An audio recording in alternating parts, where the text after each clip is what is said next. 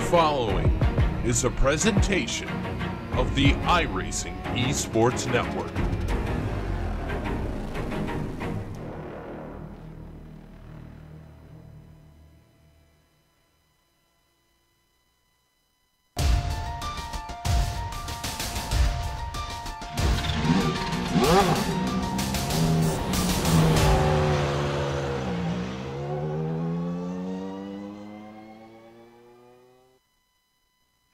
The Charlotte Roval. This was a course perhaps only known to hardcore IMSA fans as well as anyone who's done a track day in the infield of this popular oval. But thanks to NASCAR this year, it's seen a revival and a return to the spotlight. Staying true to the spirit of their vintage roots, our drivers today have elected to run the old version with its narrow and bumpy confines. Like the stock car drivers of present day found out, it won't be easy. We'll see who adapts to this hybrid circuit as we get ready to watch Round 7 of the iRacing Kamel GT series, and you'll see it all live here on the Global SimRacing channel and the iRacing Esports Network. Hi, I'm Joe Peak, and with me in the booth is Sean Crackers Ambrose. Behind the scenes is our director, the Dr. Amjad Yaman, and he's using cameras provided by Dougie Beard. Sean, it's been divisive in the real world, but here on iRacing, the Roval's actually seen a surprising amount of use before this year. Joe, they certainly have, but listen, welcome to the great Charlotte Motor Speedway. You know, they opened the track way back in 1959. The road course came many years later, but what we have today, well, a lot of fun for both of these classes as you get out here. It's 2.25 mile road course, and it's going to be a bit of fun. They also get out, as you see here on the screen, they get out onto the oval. That's why they call it the Roval, Joe. But the 12 turns will bring challenges to these drivers today. Tires could even be a factor, maybe for the GTOs. We'll see. We'll check the weather when we come back from another great lap around the Roval with another GSRC lap guide.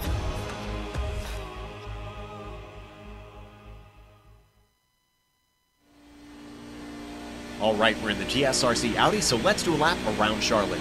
Turn 1 is a game of chicken with the outside wall on entry and on exit. How close do you dare with the speed you carry?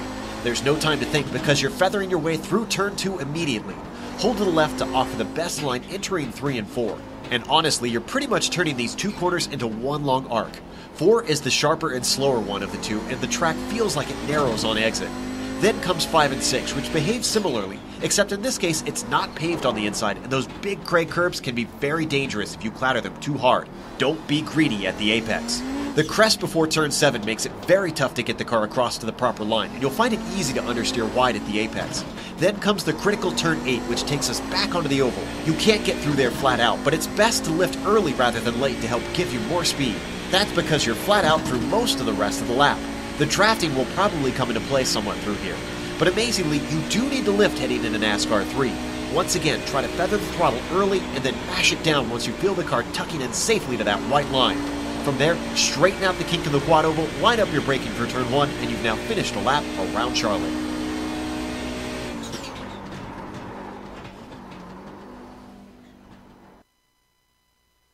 There you see a lap around in the Audi. It's going to be even quicker in the Nissans with this circuit really not offering much in the way of braking once you get out of the infield. So let's take a look at the points championship as we pass halfway now. Up at the top in the GTPs, Fabian Gerber leading by a near 15 points over Ardo Iamaki. But look at this. Even our top drivers have a lot of zeros for their drop points, and that's with both included, which is a bit of a surprise. So Gerber's really the only one with an ace up its sleeve. Yamaki, Albrecht, and Houghton all have zeros, and then Timu Toika only has 4 that he can rely on. With that, let's take a look at the GTP lights standing. Martin Krejcik up at the top there, and only 4 points behind the Matthias Goldhager. He's giving him a run for his money. Johnny Bell drops down actually 1 position as Goldhager has been making steady inroads upwards. Kopak also moves downwards with that. And then Dave Peterson rounding out the top 5 of our GTP lights. What about the GTOs? What are we looking at over there? Joe, let's take a look at the GTO standings now, and they find from the UK, Phil in and around the lake there, 92 points. Villarola just 7 points behind now after a strong showing last week. He now gets up into second. Jamie Hall, well, he's the victim. He's the one that falls down to third as a result of that. Only 9 points behind, so everything's still really tight here in the top 3. Riley Thompson had a strong run last week that really helped him. It got him into the top 5. He's only 24 points behind now. But look who's there right behind him, Nick Buchanan. So Buchanan's only a point back.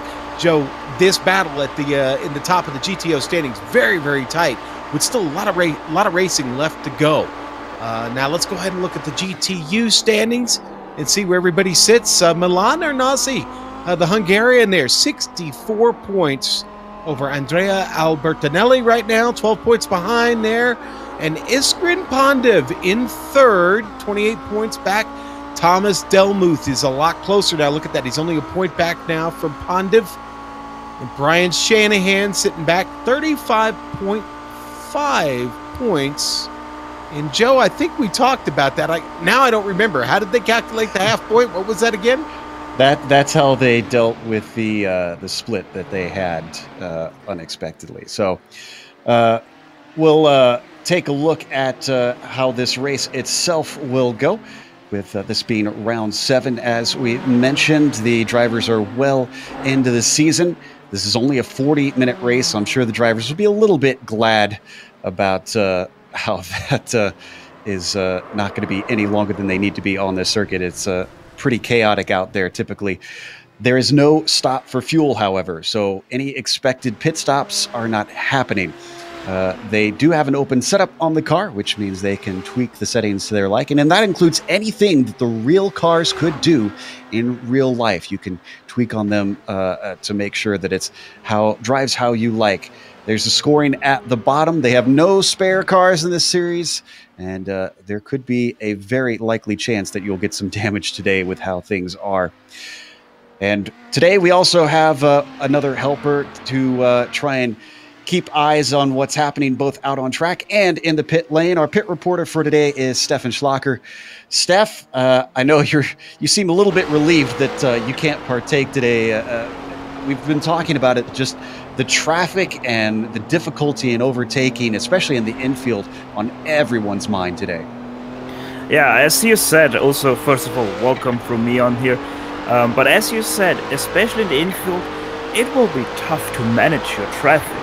Not so much for the GTP, because you just have the outright power through there, but especially for the GTO, it's a wide car, the GTP is a wide car, you just have to manage your track in, track out, and just be aware of yourself, your track position, the cars around you, the GTPs coming up to you. It's going to be so much chaos from inside the cockpit in a GTO car. By the way, if you enjoy all this vintage racing, there's this and more on the iRacing Esports Network. There's a big red button that says subscribe. Make sure and click that. You won't miss a moment, including lots of World Championship racing and broadcasts from our friends over at LSR TV, SimSpeed, Esports Network, as well as RaceSpot and Apex TV. So, as we watch the qualifying right now at the top of the GTPs, Fabian Gerber's already finished. He's got his 2 laps in, and he's actually just joined on the front row by Antti Lapisto, just a tick over 58 seconds for his lap. Riley Thompson leads the GTOs, and I think it looks like everybody's got their laps in that class as well. Yeah, Joe, and you know, very competitive qualifying for the GTOs. You know, we've got smaller fields today, obviously, because it's split, but Riley Thompson, I'll tell you what, the Mid-South driver, continuing that momentum that he's had here over the past couple races, and currently sits on the provisional pole with the Finn, Joni Hagner, right there in his mirror, just, separated by about 100th of a second. Yeah, things are incredibly tight up at the top of the field. And one thing that I think will be interesting as well, it's not just the infield that can cause some problems. Stefan, I understand that the Audis aren't flat out on the oval, which should make things a little bit interesting. No, they're not, and it's especially tricky here because you have the turns. They aren't the same radius, which we're pretty already used to in NASCAR. But especially for the Audi, it's very tricky because you can go either with the high downforce or the standard. I'm gonna guess most are here with the standard aero package, but you have to manage your throttle through these turns. You don't want to lift too late. You don't want to lift too early. Oh, and as already said, we have the GTPs coming down to you 100% on the throttle throughout this oval. It's just so much chaos inside this GTO cockpit today. We watch Joni Kaisen and continue to get a little bit of practice in out here. Can't blame him for trying to get as much as possible. With the clock ticking down, we should be finished with this qualifying here very soon. As I said, I think everybody's actually got their times in. We'll go to the grid in just a moment since they do have a pace lap to do. For those wondering where the new Roval is, well, it is on its way. iRacing has said that they are working on it, and it should be relatively close to being finished. Everybody knows the old phrase, it's coming soon. No, So just- no. Hashtag soon. Hashtag soon. Hashtag yes. soon, right. So everyone just be a little bit patient and we'll get to race on the new one. With that, qualifying has ended. Let's go through the starting grid. Fabian Gerber going to be on the pole today with Antti Lepisto starting outside of him in second. Justin Albrecht in row 2 on the inside in third with Otto Yamaki starting 4th. Gabriel Lanini in P5 and Joni Kaisen starting 6th. Then in row 4, you've got Michael Houghton starting 7th. James King starts in 8th and Timu Toika in 9th. Fabian Jungluth will round out our top 10. Clayton McLeod, going to be a hard day for him. He'll start at the back of the GTPs because he did not get a lap in. Sean? All right, Joe, down to the GTOs, and well, it's going to be that guy, Riley Thompson, sitting on the pole, and right behind him there, Yoni Hogner. In second, Jamie Hall with a third place qualifying effort. Billy Raiola, 4th. 5th in class is going to be the number 8, Rob Olenek. Sorry about that. Nick Bucano's starting 6th today, and his number 12. And Tanner McCulloch going to start in 7th. 8th place starting spot there for Ben Laughter. 9th in the double deuce is going to be Robert Plumley. And then we got 10th and 11th to be Phil in and around the lake there. In 10th, our points leader. And Ove Trengrade is going to round out the 11-car Audi GTO field, Joe. Oof, must have had off tracks in their qualifying because Phil Lake and Ove probably wouldn't want to start at the back of this field. There's going to be a lot to deal with, especially trying to get to the front. So we wait for the roof pace car to lead them around the track. So this one is definitely one that a lot of people have marked on their calendar, whether they're looking forward to it or loathing it, but it is a wild card. Yeah, it's. I'd say you'd almost compare it, Sean, to Lime Rock in the way that I think this could be a chance to get a better result than you usually would, or get an absolutely horrible result. Well, Joe, you know what? If I'm in the championship hunt right now, I like the fact that this race split. To be honest with you, it could decrease the amount of carnage that we might have seen with a 55 to 60 car field. So, let's see how this plays out. But I think this is going to be kind of fun. We've really got the best of the best here, and this should be a pretty fast, pretty competitive race. I have no doubt it'll be a little bit unpredictable, but unpredictability is pretty much the MO of the Kamel GT series. Now they work their way through the infield. We see the Audis, the GTOs starting to come through. You can see how narrow it is in this older version. And when we get some onboards, you'll get a feel for just how bumpy it is as well. That repaved version in the modern day was very much needed here to put modern race cars out there on this track. Now they weave their way back onto the oval portion. And that fence to the outside, I've hit it so many times, Sean. Sometimes you hit it and you didn't even see it, right? It almost jumps out and grabs you, Joe. You've really got to be careful getting through there. Don't play it safe. Don't risk it. Make sure you've left yourself plenty of clearance to get by that fence. Yeah, thank goodness the modern version got rid of that danger, because I can't imagine I should have painted it orange or something so you could at least see it better. You know what I mean? It's just... The other difference you might notice is there's no chicane on the back in this version. Drivers are going to be flat out, except for the Audis, of course. You're going to have to lift coming up to NASCAR 3 and 4. Nissan's definitely going to be flat to the floor, as Stefan mentioned. And soon the pace car will peel off as they come through these last embanked corners. I mentioned it in the pre-race. IMSA did actually race here in the real world back in the 80s, and multiple times even, I should note.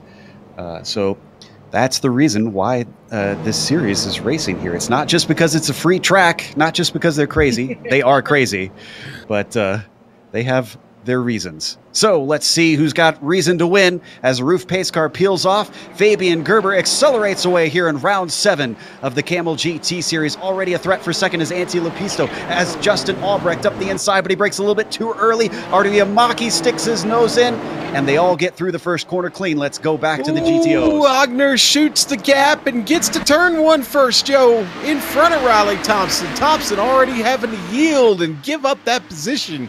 What a great start by Yoni. And they've already caught a Nissan there. Who is that? That's Yoni Kaijinen, who had a bit of a spin in the infield. Thankfully, he gets it going before they catch him, and he shouldn't be much of a problem for this field. We'll go back to that replay in a little bit. The GTPs are already on the oval, and Fabian Gerber is stretching himself away to nearly a second over Antti Lepisto.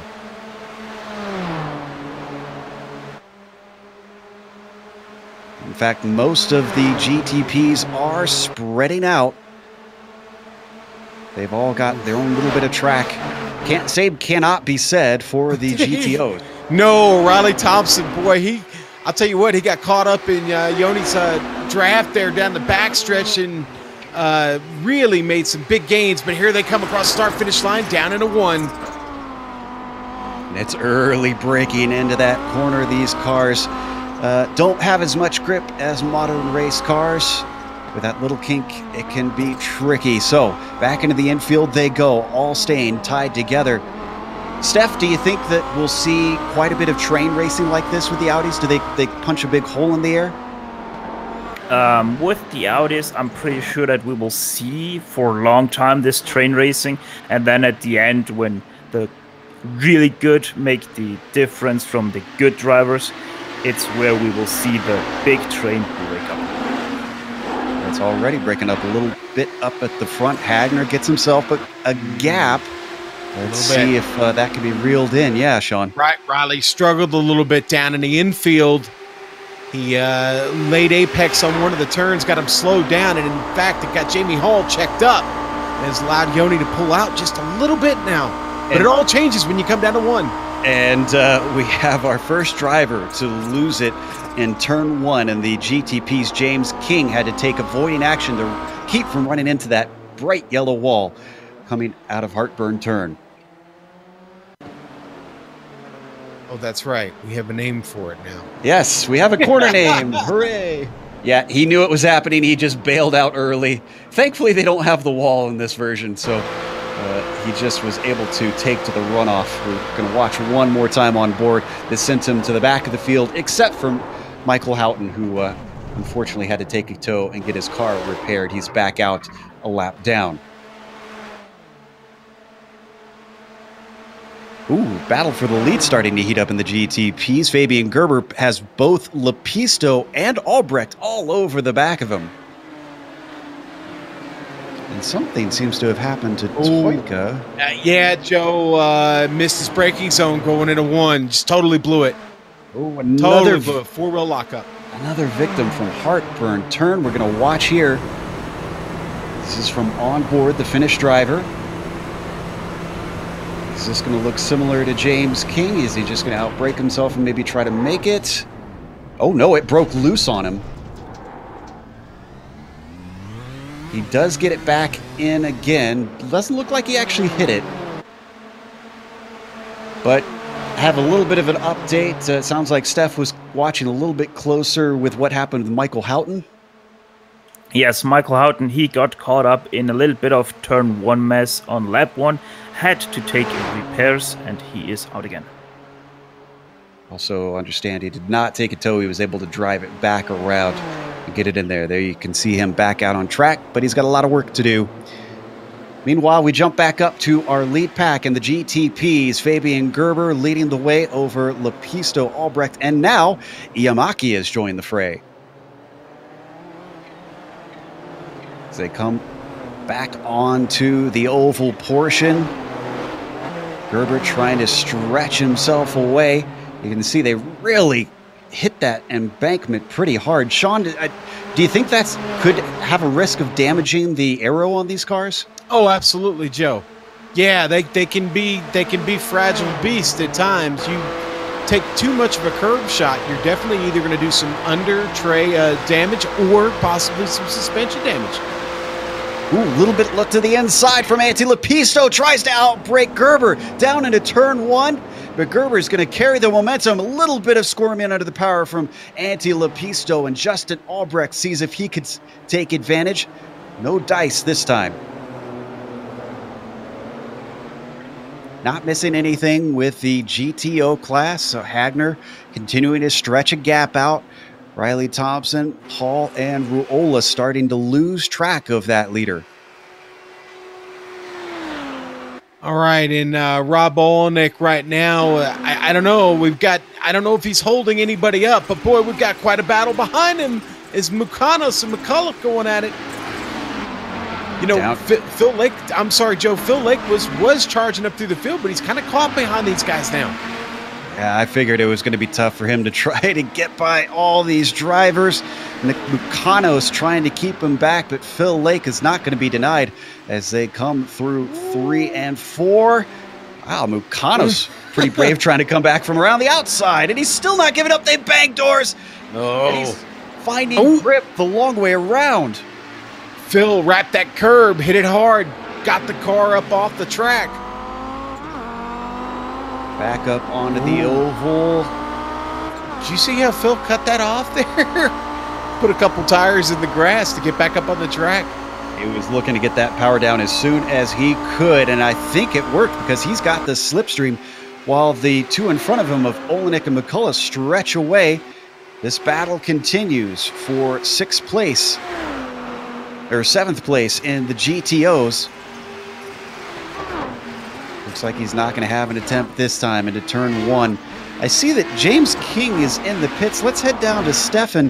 Do you have any idea what happened to James? I'm currently looking through the replay. I do not know, but he is quite heavily damaged. Oh, there we go. Turn 3, he caught him out too fast in and then into the barrier twice. Very hard. And just as we jumped away, you can see coming back, Lake coming on the inside of Nick Mukanos. It's a repeat of last lap, almost exactly. Yeah, Lake hit the same curb, the same way again, but this time he's on the outside as they head to the oval. He's going to get the spot. Oh, Mukanos had to let up a little bit there, I think, Joe. Nicely done by Phil Lake, moving himself into P7. About a 2-second gap up the road if he can catch Tanner McCullough. They might have a little bit of hassle doing it because Mukanos is already within the draft and he's trying to come back. Yeah, but like we talked about in the pre-race, there's a little bit of lift involved there. It's really hard to get that run. Mukanos now coming around the outside as they come to the line. Offline for Phil Lake. Can he get it woed up? Yes, he does. Looked a little bit sketchy ahead of them. McCullough. A battle. Yeah, go ahead. Yeah, all over Olenek, man. He almost got him rattled there in the turn.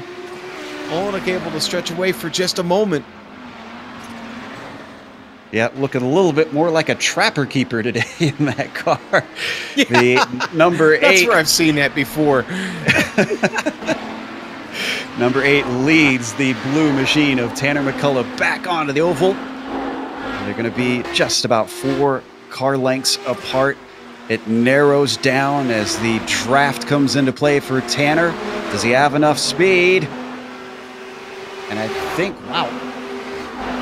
I think he's got the inside, and it looks like he's got it. Here comes up around the high side, maybe using a little bit of oval tactics. Rob Olenek, over, under, coming off the corner. That's going to give him the inside down into Heartburn turn. Outbreaks him just as the traffic comes up behind him. This is our leaders almost coming together. Fabian Gerber woes up to try to make sure he stays safe, makes a little bit of contact with McCullough and still gets through. Yeah, it's definitely contacted. Here comes Lepisto trying to squeeze it through.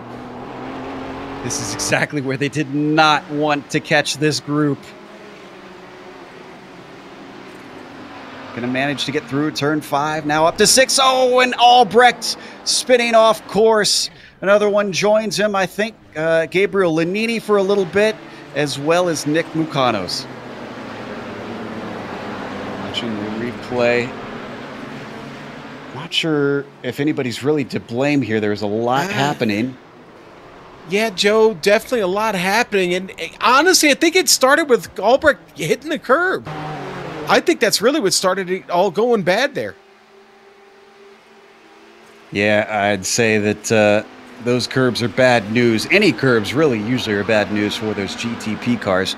We've switched up to Riley Thompson, second place. Continues to lose a little bit of touch with Yoni Hagner. It's about 1.5 seconds. He's keeping him within range, but he's going to have to get closer if he wants to try and take that first place away. You can see our leader in the GTPs, Fabian Gerber, going to sneak by. Could this potentially offer a little bit of help for Riley Thompson? I think Hagner, unfortunately, going to be passed on the oval. Fortunate for Yoni, not as fortunate for Riley. Boy, Riley had a really bad transition back up to the track right there. Now, I know he was trying to get out of the way of Lepisto, but he's got to be careful. That car was upset for sure. Riley could ill afford any more trouble here as Yoni's now 2 seconds ahead. Looks like Riley, though, had a big slide up onto the oval. Jamie Hall behind him by about a second, with yet more traffic coming through. 14th, having quite a mess. 14th overall, Rob Olenek. Hey, Joe, the Fat Timu fans have got a reason to cheer. I mean, he's up to 4th after just making a pass a moment ago here on Lignini. Nicely done by Timu, trying to recover from his early mistake. There we see Lanini now in 5th, having gained some spots from Albrecht, having his off earlier as well. In fact, speaking of which, Albrecht now passing that battle for 5th in the GTOs. Rob Olenek still has Tanner McCullough behind him, and now they've got Phil Lake, who's run them down. Yeah, this has been all part of Phil trying to recover from a bad qualifying effort, and yeah, he's definitely caught him on this lap right here. This is going to get interesting through the infield. Houghton got to them at just the right time. But they also have Fabian Jungbluth and, well, I guess just Fabian Jungbluth, mercifully, coming up behind them. You can see how close to the rear McCullough is getting on Rob Olenek as we ride on board with Rob. And in the background, we're catching glances of Phil Lake closing in. Jungbluth catches them coming up to turn 6. Let's see if he tries to wait patiently or try and squeeze through. Looks like he's going to give him a little bit of time and now swing on by on the outside of NASCAR 1 and 2. Oh, it's a big moment for the car ahead of him, Phil Lake. Joe, that transition's it's not fun in any car, but in the Audi, You'd think four-wheel drive, no problem, you get right through it. No, not so much. It really upset the car. You hit it wrong. Here comes McCullough on the outside, though, getting by Mucanos. And, well, there's Youngbluth getting held up. Yep, boxed in with no place to go. And Rob Olenek deep on the brakes. Over-under as they almost touch. They're still holding up poor Youngbluth, who thankfully has no one to race right now. Olenek gets it back. Oh, no, that looked like Chrome Horn to me. I think they did touch, but poor Fabian, he's just wrong place at the wrong time. Talked about having to be patient. He had to be extremely patient through that first set of corners. So we ride on board with Youngbluth. He's still being patient, Joe, if I'm being honest, man. He's played this well. I mean, obviously he didn't get caught up in anything here. Finally, he's going to be able to get around Mucanos and get away from all this, but for the last 2 laps, Fabian Youngbluth has been a really nice guy to not upset that battle. Absolutely. Well, and we've seen that in the Kamel GT series, being patient actually does tend to pay off. Because as long as you keep the car whole, you're going to usually scalp some positions as we continue to watch this 3-way fight for 5th position. You mentioned earlier, Sean, that the drivers should be happy that they had a split field as Rob Olenek gets the wall coming through turn 1, just grazes it. And unfortunately, McCullough not able to take advantage. But go ahead. No, you finish your thought. I was going to say that I think one driver that's glad that it's split is Phil Lake. Imagine if he had to go through a field twice as big from the back. Yeah. Now, unfortunately, things have stalled out for Phil at the moment. Why? Because, well, Mucanos, and I got to be honest, Phil with a little trouble hitting that transition again. Yep. But I've been wanting to say Tanner McCullough, very, very impressive today. His drive, he has given Rob Olenek all he can handle, and this isn't over. It's far from over here. Oh, and Fat Timu's had another problem. This was in turns 3 and 4. He's just going to lose the grip here, Joe. And as soon as those rear tires touched the dirt, that was it. There was no saving it. Wow, it was wobbling as soon as he entered the corner. Almost the second he hit those brakes. He comes back, but unfortunately, he's down in 6th now. He lost 2 spots. So while we were watching that, looks like Tanner's gotten past Rob. We'll take a look at this replay. Ooh, up and around the high side. Yeah, Tanner taking the road less traveled there. Just a really solid run off of turn 4 completes that for him. Oh, very well done. He talked about how impressive it is that he's where he is, and I have to say that he's earning this spot. I mean, this isn't just a fluke that he's run into. Clearly, he's got something under that car. Meanwhile, Rob Lake. Yeah, Rob Olenek has something under him. That is the car of Phil Lake. Looking to the inside of turn 1, Rob gives the wall a much wider berth, and Phil Lake loses control nearly. I think he hit the wall. I think he clipped it, Joe. He did. He's got some left front damage because of that now.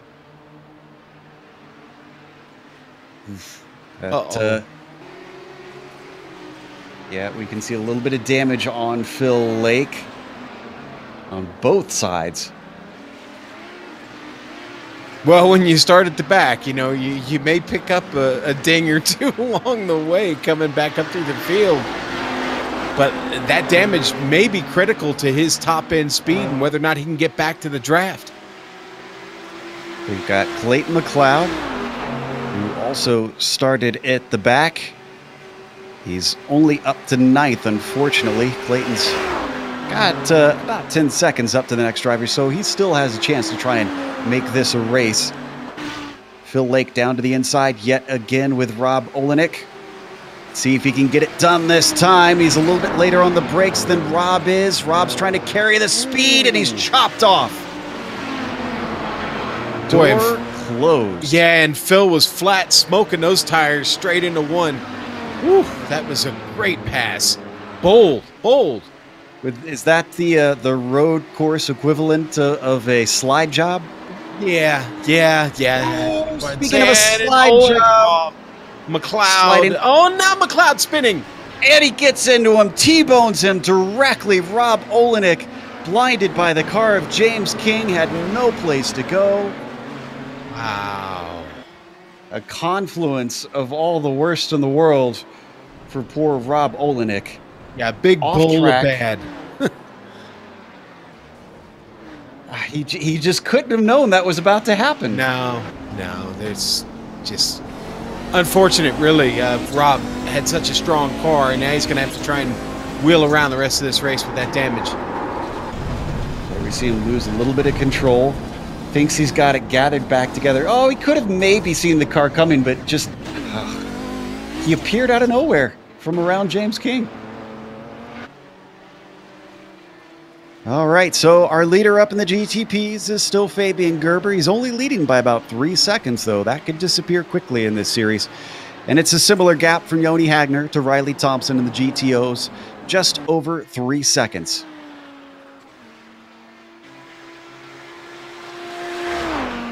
"20 minutes left in the race, so we're just about hitting that halfway mark." You know, Joe, I think Riley's biggest problem has just been him being slowed down by the traffic. I think if all things were even, the pace to Yoni is pretty close lap by lap. So on screen, into the fence. We warned drivers about that one, and Yoni Kajanen unfortunately falls victim to that chain link. yeah, oh boy, and just started with him getting off in the dirt. Of course, he was going side by side here and with the car, Gabriel Lanini. It was like a vacuum. As soon as he touched the grass, Yep. He was sucked in. So that puts him down in 7th.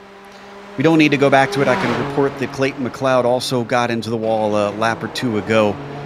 I think his car is severely damaged from that contact with Olenek.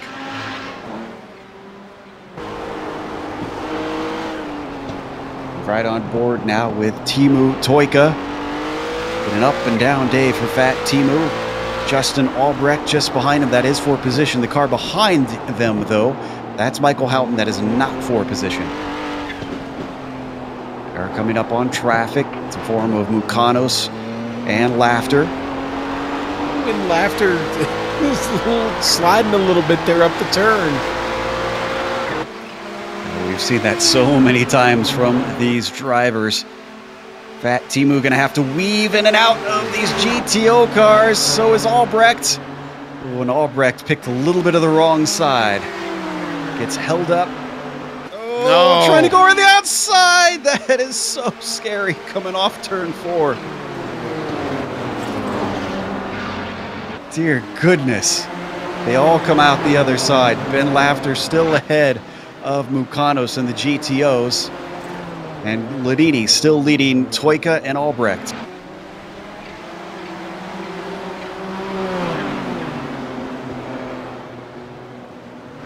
Joe, Riley Thompson gets caught at a good spot on track.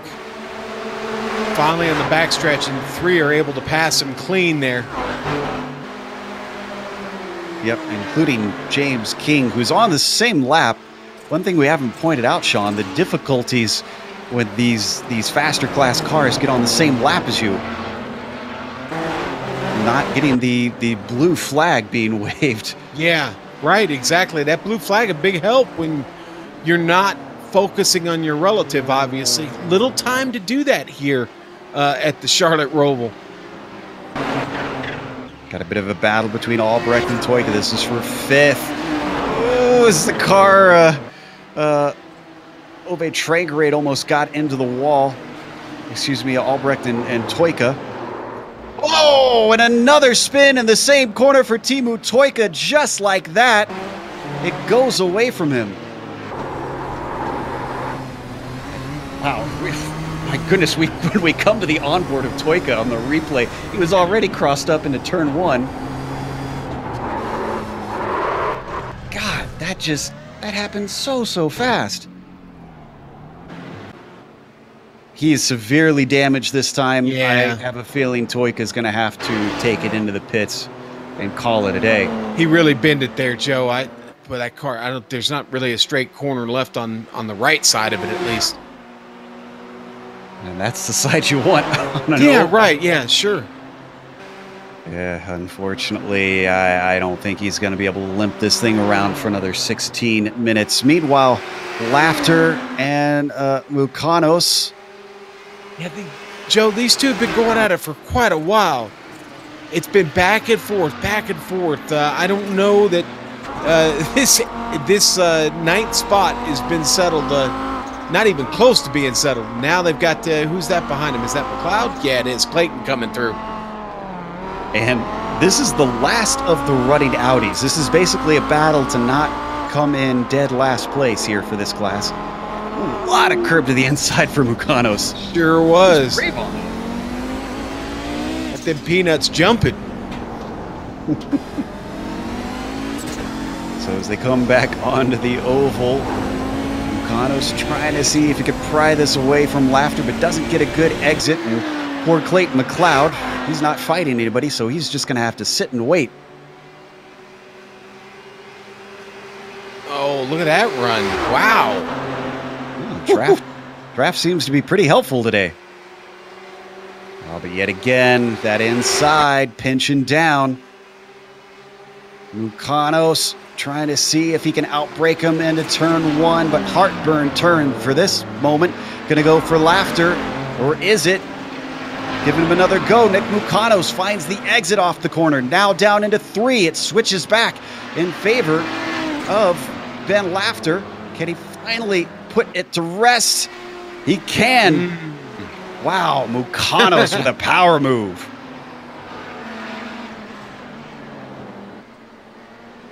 And still Clayton McLeod has not passed them. That whole time I was watching that battle, I wasn't really paying attention to the fact that Clayton was just kind of sitting behind him. Oh, battle for fifth between Tanner McCullough and Phil Lake now. Phil's been trying to sort this out for, what, a third of this race. And he hasn't done it yet. Tanner McCullough's been strong, man. Ever since they were able to drop Rob Olenek from the battle, it's been on, game on. And Phil just can't get past him, Joe. A little bit of off track using that four-wheel drive, Tanner McCullough. And he doesn't lose the position. This has been a hard-fought fight between these two. Probably not what Phil Lake wanted. He probably wanted to hustle his way up to the leaders to see if he could get a podium. It looks like that is not on the cards the way things are going. As they enter the oval one more time, the prototypes between Justin Albrecht and Gabriel Lanini also been close to each other for much of this race. Lanini trying the outside as they break for turn once again, and he breaks very late. Manages to get side by side. Justin Albrecht not going to give it up as it stays in his favor coming through turn two. But look at this, Lanini now into three, and then four, he gets it done. I got to be honest with you, Joe. I love that Wins car. I think that's cool looking. I like both of them. I'm a fan of this Pennzoil machine. Yes, me too, sure. Having grown up a fan of Rick Mears, I quite enjoy that paint scheme he's got. I'm sure you do, yeah. They're pulling up on Yoni, our leader in the GTO class. He's got it out to 4.8 over Riley now. Yoni getting caught at a good spot. Yep. This is exactly where he wants this to happen. Or does it?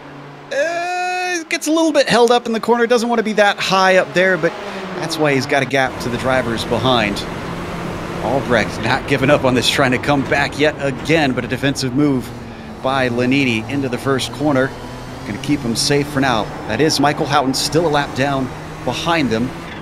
So he just has no input on the way this battle goes unless he decides the time is right to try and get by.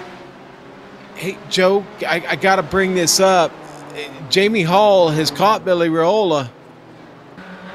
I don't know. I guess I took my eyes off of it for too long, but all of a sudden, Jamie is right there in his rear window. And let's stay with this, but just to report Rob Olenek has lost another spot to Ove Train Parade. Rob now down to P8. Of course, his car being damaged, he's probably very slow in a straight line. Yeah, again, that front end damage, he's going to be fortunate to finish this race with a little under 12 minutes left to go. He should make it. And Steph, I'm kind of curious. We've talked about how they need a little bit of a lift in the oval portion, and we've seen a few drivers on the GTO side kind of try to use the high side. Do you think any oval experience would help these drivers? I mean, being able to know how to read how the grip is on a bank turn like that? It's hard to say, but I would say it doesn't really help because of this four-wheel drive. Because you have the really high grip now on the low side, and then no grip at all on the high side. So it affects by quite a lot the GTO. But what you can do is take the high part in the first turn and then have the lift, and then shoot down low and try to get the car in front of you out of the turn. But apart from that, running the high side is not really an option for the GTOs.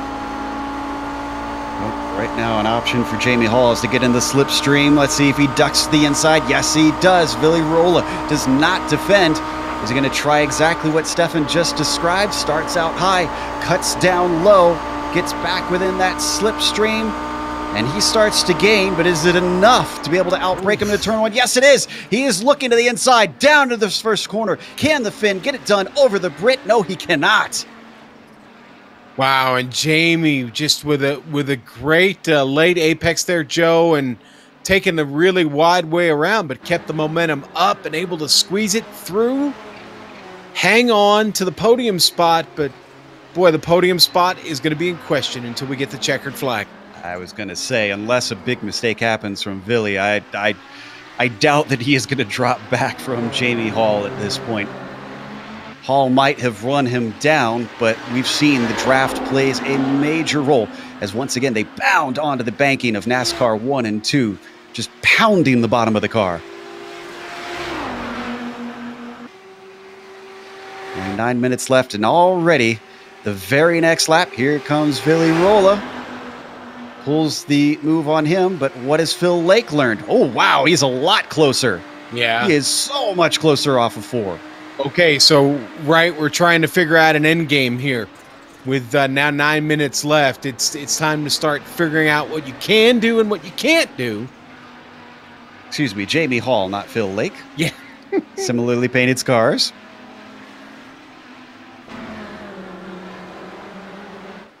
Oh, Baby and Gerber, our leader had a big problem in turn 1. And this was all of his own making. Let's watch the replay. Just about mid-corner, it starts to go away from him. He tries to gather it together, but there's that wall right to the inside, and there's definite damage on that car now. And Lepisto goes screaming on by as he's trying to get it sorted out and turned around. So our new leader, Antti Lepisto, up to the front. It looked like this was Fabian Gerber's race to lose. And indeed it was. Thankfully, he's out ahead of Arto Iamaki, and he's got about 4 seconds. But how damaged is that car, and how slow is that making his lap times? That's the question.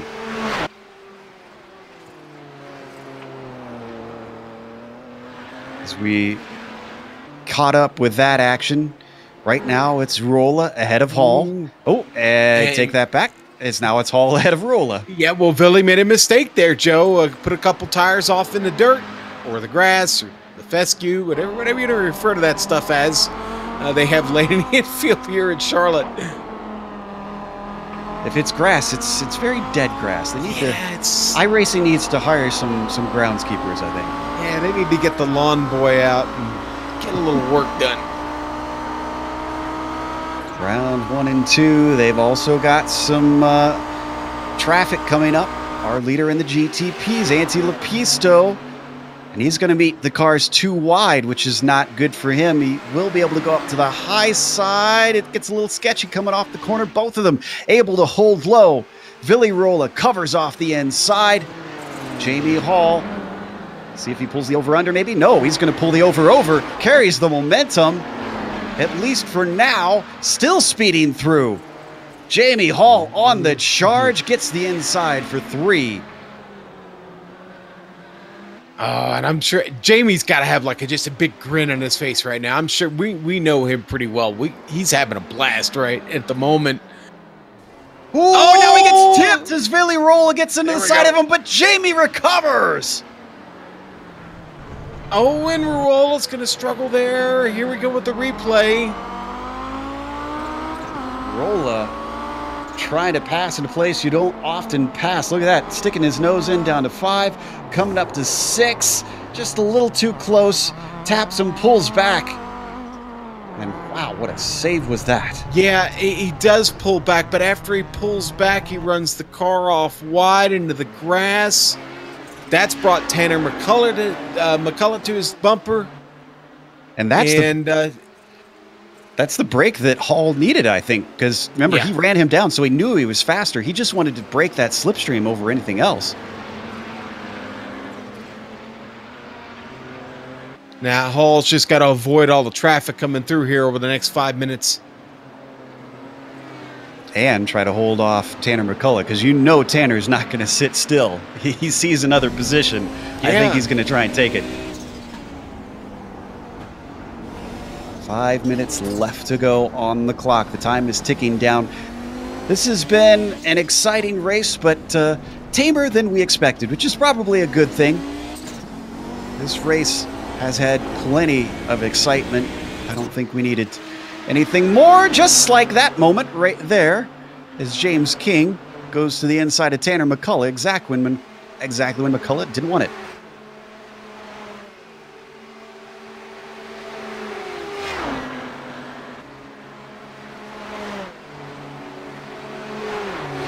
So our leaders currently, Antti Lepisto up at the front of the GTPs. Joni Hagner still up at the front of the GTOs and extending it. It's 5.5 seconds between Hagner and Thompson. Just hasn't had anything for him. Joni had a great start to the race, Joe. He's capitalized that on ever since the green flag dropped. Technology on a fast track, says the Toyota liveried Audi. Very fast track. A little bit of damage on the right front. I've noticed that on a few of them. I suspect that might be from hitting the embankment when they come up onto the oval portion. Kajanen spun it down in turn 6, and that was right in front of Trengarade and Olenek, who were battling. That's for 7th place, those two. We come back live. That looked like a little bit too much curb to the inside for Kajanen. Meanwhile, battle on screen. This is Albrecht yet again with Lanini, but he's going to get held up as they try to split the Audi of Villirola. Down to the inside goes Lanini. To the outside goes Albrecht, and Albrecht comes away the leader. Oof, we wondered about the damage from Fabian Gerber. Ardo Iamaki in that red and black GTP car, I think has the pace on him. It's 3 minutes to go. If you're Fabian, do you go defensive or do you just let it happen?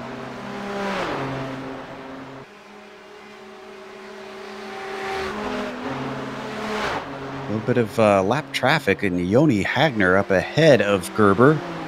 Certainly not helping the situation. How dare you call Joni Hagner lap traffic? Or the slower class. Yeah, right. All right, they both get through. Hagner, who is very good in that slower class, knows how to let those drivers by. So the battle for second continues. But I think Gerber, ever since the traffic has got himself back together, Riley Thompson sort of held him up a little bit earlier, and that's what brought that gap down. Only 58-second laps that we see. 59-second laps for some in these GTP cars. So I believe we'll get 2 more to go. Joe, Villarola is going to be really lucky here if he can hold off Tanner McCullough. Tanner still driving the wheels off of that Audi, and with a little bit of company there behind him to get around. But Yoni's, I think Yoni's got him clear, but Yoni's a little bit off pace. McCullough going to come around. He didn't need that, actually, to slow him down. He was really, really making ground there on Villarola. Still is. Yep, he's going to stay in the slipstream, pull him in. McCullough could make an attack down into Heartburn turn, but he decides not to. Out into the infield yet again. Working around the outside. Kajanen now leaves them through as to go. Villarola under threat from Tanner McCullough for that 4th position. They've also got Phil Lake gaining on them as 2nd place. Looks to have swapped positions. Ardo Yamaki gets by Fabian Gerber.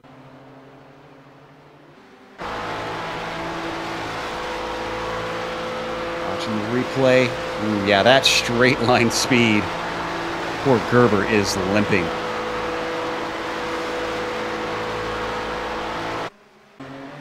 I don't think he'll have any response unless traffic maybe causes a hassle for Ardo. We got the white flag out, Joe. Oh, and Tanner McCullough, I think being attacked by Villarola, but he's going to manage to get back by him. And unfortunately, we're going to have to leave that battle because Ante Lepisto is coming around NASCAR 3 and 4. We already had a surprise win earlier today here on GSRC. We're going to get a second one. Ante Lepisto with the win here at Charlotte. Yoni Hogner is going to get this done, Joe, and win the race today on the Charlotte Roval. Again, it was all about the start. He never was challenged after the start of the race. Got a great jump and takes the win. Tanner McCullough back there.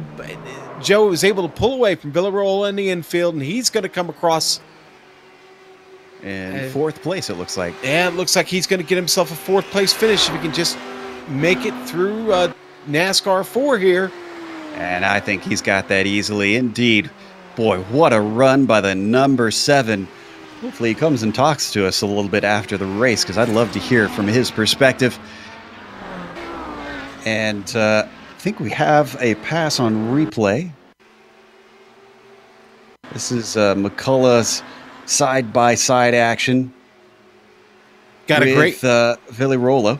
Got a great run off the top of 4, Joe. Looks at that high side. Oh, wow. Yeah, fantastic run. Just sped up alongside him and then in the braking, made it work. Did Villarola make a mistake, though, there in the braking? Something didn't look right about the way he turned in. Maybe he was afraid of making contact with McCullough. Just wasn't quite sure where he was, Joe. Could be the case. Hopefully we'll find out after the race when we have driver interviews. We'll also have the official results. And on screen, you're going to see all the upcoming races here on the GSRC.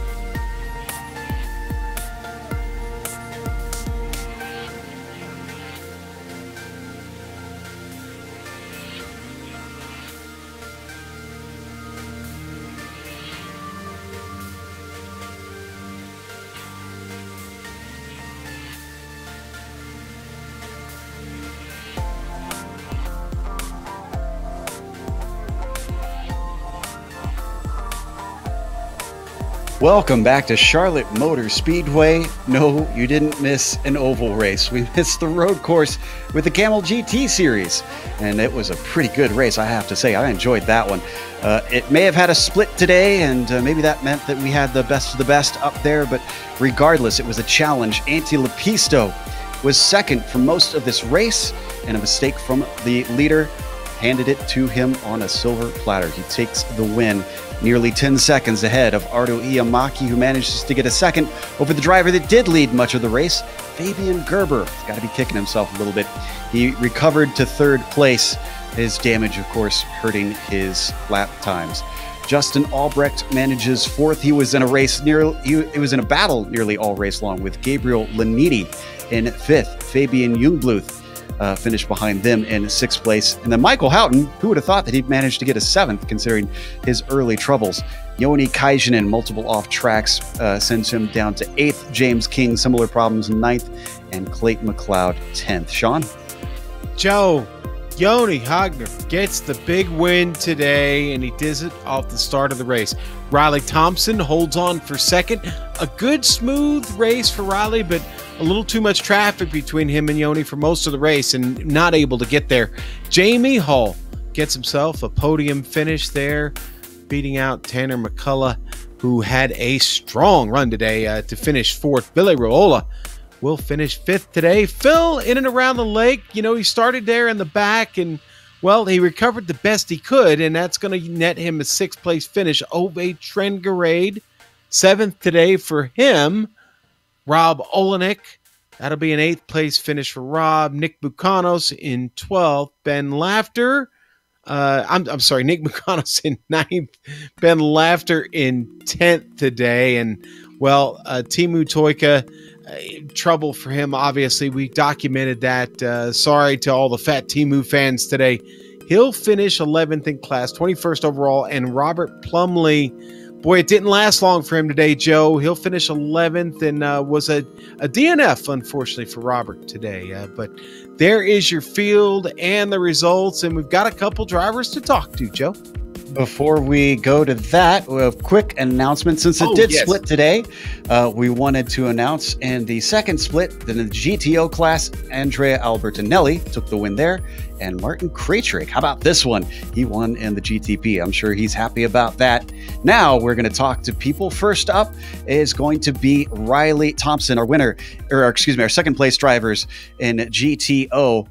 It looked like you were holding on to Joni towards the start of the race. You were kind of, within striking distance, about a second and a half back, Riley. But as it went on, that gap just kept stretching. Yeah, I think after a while, just the pressure of the turns 3 and 4 definitely got to the tires, and I think they ended up falling out. So, obviously, this isn't the first time that the Kamel GT series has raced at the Charlotte Roval. Did you learn much from the last time you were here, if you raced in the previous incarnations? And would you say that experience on this somewhat chaotic track pays? I actually wasn't in the series by the time they went here last time, but this was the first track I actually practiced for. So I think it's definitely been interesting to learn and help. So, obviously, the Rovals don't show up as much on most road course calendars, but what are your thoughts? Would you like to see more tracks in this style where they take some of the infield courses from the oval side of iRacing? I think it mainly depends on the road courses, because when you've got tracks like Charlotte and Daytona, they definitely seem to just fit these cars perfectly. They've got the perfect width, got enough passing zones, and normally 3 and 4 of the oval are wide enough to where Nissans can get by without problem. Certainly made for an interesting dynamic. And up next week, we're going to Sebring. That's also a very bumpy course. How do you feel about that one coming up? Pretty good. Hopefully it'll also serve for a good practice for the Sebring race this week 3rd. All right. Well, looking forward to seeing you running there, and congratulations on a podium today. Thank you. That was Riley Thompson, second place finisher in the GTOs. Up next, we have the third place finisher and the GTP. Sean has caught up with Fabian Gerber. Hello. Hello, Fabian. Congratulations, man. A top 3 finish. Now, obviously, you started this on the pole. What were the difficulties about running the Charlotte Roval today? It was very slippery, and it was okay all race long. I was leading. I think I could have won it. I'm pretty mad at myself, but the mistake I made wasn't like a stupid mistake. I was just pretty fast because I was in the draft of the Audi in front, and I was happy to go back to the racing line. But that load change just before braking, I think, made the car a bit loose, so I lost the car, and that cost me 2 positions in the end. Yeah, and I know that's tough to swallow, but it sounds like you had a good time anyway. You sound like you're in pretty decent spirits. Yes, it was a great race. Otherwise, I enjoyed it. I like Rovals in general, and I hope we'll get here soon again. Race here soon again. Well, and when we do race here soon again, we'll have that. Hopefully, we'll have that new configuration of this Roval. Are you looking forward to that? Is that the configuration they drove at NASCAR this year? Yes. Yeah, that would be correct. Yep. That would be one chicane more, which I wouldn't like. So I'm not sure. I have to see. All right. Well, hey, we look forward to seeing you again next week at Sebring. Are you looking forward to that challenge? It is a tough track. Yes, it is tough, but I always liked it. It's very bumpy. I actually like this, and I like the track in general. It's a nice track to drive, and I look forward to that week. I hope I can have some. What is it? Redemption for this week? Yeah, some redemption, definitely. Yeah. All right. Well, we wish you the best, and yes, race fans, Fabian Gerber will be driving with that. He'll be on the chip next week. He'll have that chip on his shoulder, trying to come back and get a win there at Sebring. Thanks again, Fabian. We'll talk to you next week. Thank you too. Bye, guys. All right, that's going to close up our interviews. Just 2 today. That's okay. It's been a tiring race for a lot of these drivers. And before we go, we want to thank a few people. A big thank you, of course, to the Kamel GT community for bringing us back for another season of coverage, and as well to iRacing for putting us on the iRacing Esports Network. Again, I want to encourage everybody to click that big red subscribe button because there's lots of great racing here on this channel. Thanks to the companies that provide the software and hardware for our broadcast. You can see them listed here on your screen. Additional thanks go to Eric Ekholm and June Lalonde who provide our wonderful music. See the screen for how to get a hold of more of their great work. Thanks to the team today, Sean, Amjad, Dougie, and of course, Stefan for coming in to Pit Report for us today. If you'd like to find out more about GSRC, including upcoming races, you can find it at globalsimracingchannel.com. You can also check us out on social media. We're on Twitter at GSR Channel, Facebook at Global Sim Racing Channel, and Instagram at GSRC_Graham. Don't forget, if you head on over to our YouTube page and hit that big red subscribe button, you won't miss a moment on the GSRC as well. And if you head on over there now, maybe we'll get Bill to sing you a special tune afterwards. Who knows? Next race, of course, we're going to Sebring. That'll be Saturday, November 3rd. That'll be 1 p.m. Eastern. We also have upcoming races for other series listed on the screen, so check those out and mark them down on your calendar. Until next time, race clean, race hard. We'll see you on the track.